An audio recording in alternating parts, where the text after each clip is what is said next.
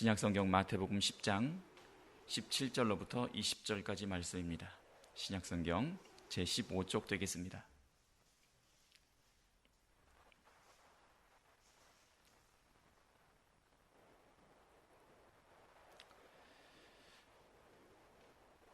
다 찾으신 줄 알고 제가 봉독하겠습니다.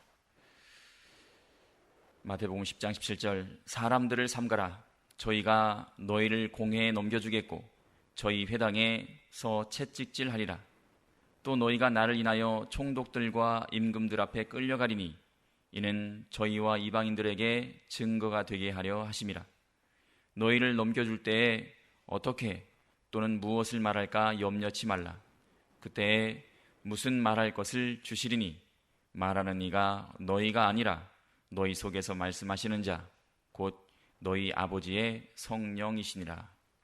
아멘.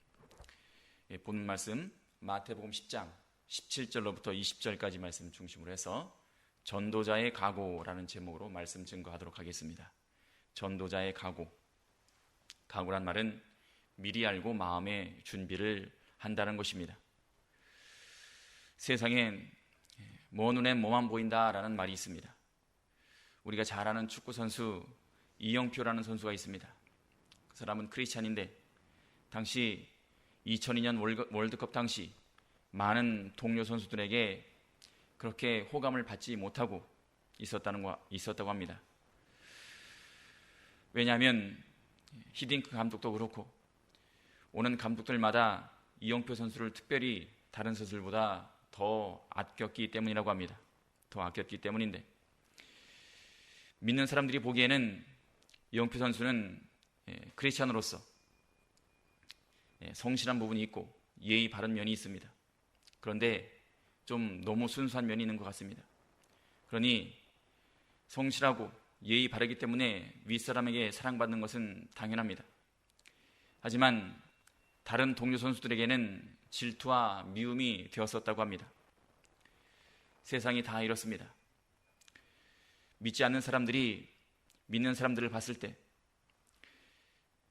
보통은 재수없다, 영악하다, 이것이 믿지 않는 세상 사람들의 반응일 때가 많습니다. 자기 기준으로 보기 때문에 그렇습니다. 이처럼 우리가 하나님 말씀대로 열심히 성경 말씀대로 살면 하나님께는 사랑을 받고 또 복을 받지만 믿지 않는 세상 사람들에게는 재수없는 시기와 질투의 대상이 되기 십상입니다. 성도에게는 세상을 살아가면서 이러한 측면이 분명히 있다는 것입니다. 왜냐하면 성도는 양이고 세상은 이리떼이기 때문입니다. 예수님께서 말씀하시고자 하는 것을 오늘 본문을 통해서 두 가지로 나눠보면 첫째는 성도들에게 이리떼 가운데서 고난을 각오하라라는 것입니다. 고난을 미리 알고 준비하면서 살라는 것인데 17절에 사람들을 삼가라. 저희가 너희를 공회에 넘겨주겠고 저희 회당에서 채찍질하리라 라고 말씀하십니다. 먼저는 사람들을 삼가라 라고 말씀하십니다. 조심하라는 것인데 복음서에서 말하는 사람들이라는 것은 대체로 하나님을 믿지 않는 사람들을 가리킵니다. 성도를 대적하는 사람들을 가리킨다는 것입니다.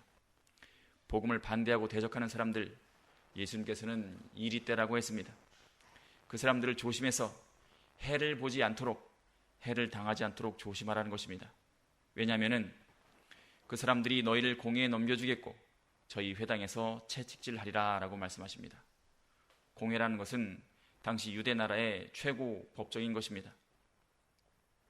거기서 재판도 했습니다. 이렇듯 믿지 않는 세상 사람들이 주관하는 세상의 법정은 우리에게는 위험한 장소인 것입니다.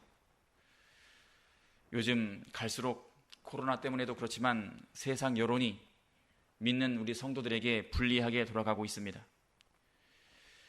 성경대로 생각하고 행동하는 사람들이 세상에서 손해를 보고 무시를 당하는 것까지는 다들 각오를 하고 있습니다.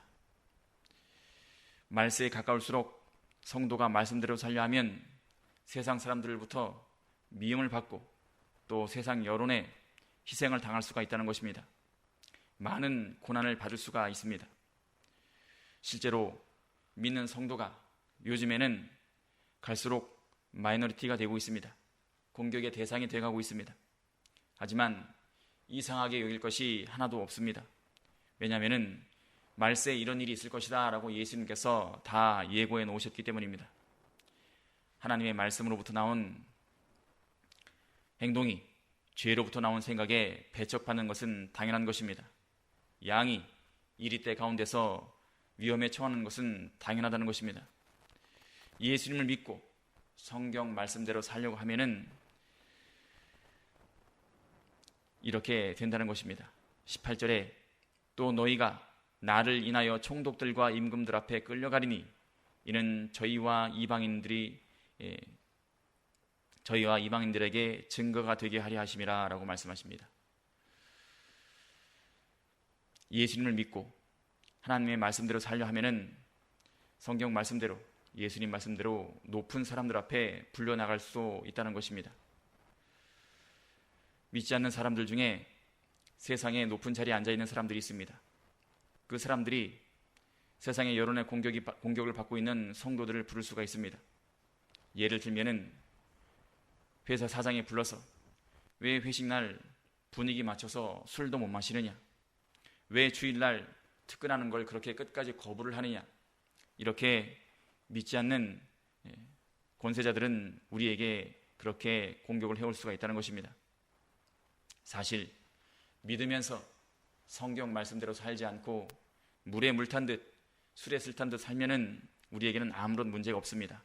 마음도 편합니다. 하지만 사실 그것은 불신앙이라는 것입니다. 말씀대로 살려 하면은 그렇게 살 수가 없다는 것입니다. 말씀대로 산다는 것은 그만큼 쉽지 않습니다. 목숨을 잃을 수도 있습니다. 사도 바울은 그래서 나는 매일 죽노라 라고 말했습니다. 현재 대한민국에서는 상상할 수 없는 일이지만 우리가 만약에 세상의 권력자들, 믿지 않는 권력자들이나 많은 사람들 앞에 끌려가면, 불리움을 당하면 오히려 우리는 하나님 말씀대로 담대히 복음을 증거하는 계기로 삼아야 할 것입니다. 무서울수록 더욱더 우리는 그날이 올 것을 미리 마음 가운데 대비하고 당황하지 않도록 마음의 준비를 해야 할 것입니다.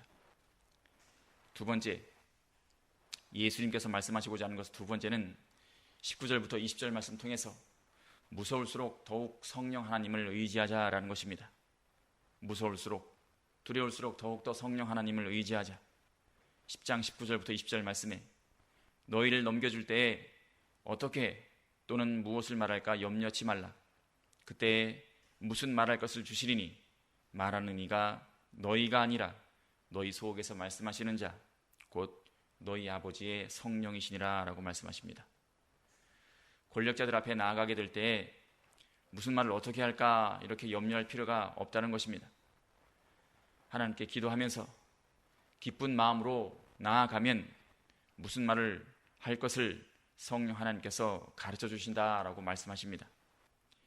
말씀 지키는 자에게 성령 하나님이 함께 하시고 그때그때 필요한 말씀을 주신다라고 말씀하시는 것입니다. 미리 염려하고 무슨 말을 할까 걱정할 것도 없고 미리미리 사람 머릿속으로 궁리할 것도 없다라는 것입니다. 왜냐하면 사람 머릿속에서 나온 생각은 그것은 인본적인 것이기 때문에 하나님이 도와주시지 않는다는 것입니다. 그저 하나님이 하시는 대로 손해보고라도 위험한 상황에 놓여도 모든 것을 하나님께 맡기고 성령 하나님을 의지하면서 나아가면 하나님께서 도와주시고 우리 마음 가운데 평안도 온다는 것입니다. 하지만 이것은 성령 하나님께서 우리에게 필요한 말씀을 주신다는 것은 마치 귀신 들린 사람이 귀신에게 조종당하는 것처럼 의식이 주고 있는 것이 아닙니다. 성령 하나님께서 사람을 기계처럼 사용한다는 것이 아니라는 것입니다. 그때그때 성령 하나님께서 필요한 영감과 지혜를 주신다는 약속인 것입니다. 실제로 교회사 2000년 동안 교회가 이렇게 부흥할 수 있었던 것은 사람들의 능력에 의한 것이 아니라 오로지 성령 하나님께서 성도를 통해서 행하신 모든 역사였음을 우리가 알 수가 있습니다. 그러니까 우리는 뭔가를 잘했다고 교만할 필요도 없고 당장 위험이 닥쳤다고 무수할 필요도 없다는 것입니다. 하나님께 순종하는 자, 말씀대로 사는 자, 성령 하나님께 의지하는 자, 그와는 하나님께서 함께 하신다는 것입니다. 하나님의 말씀을 믿음으로 순종하면 환난이 오더라도 성령 하나님께서 그 사람 속에서 역사해서 모든 것을 잘 감당할 수 있도록 해주신다는 것입니다. 또한 우리에게 평안을 주실 것입니다. 그러니까 우리는 어려울수록 더욱더 성령 하나님을 의지하는 여러분과 제가 되기를 바랍니다. 기도하시겠습니다.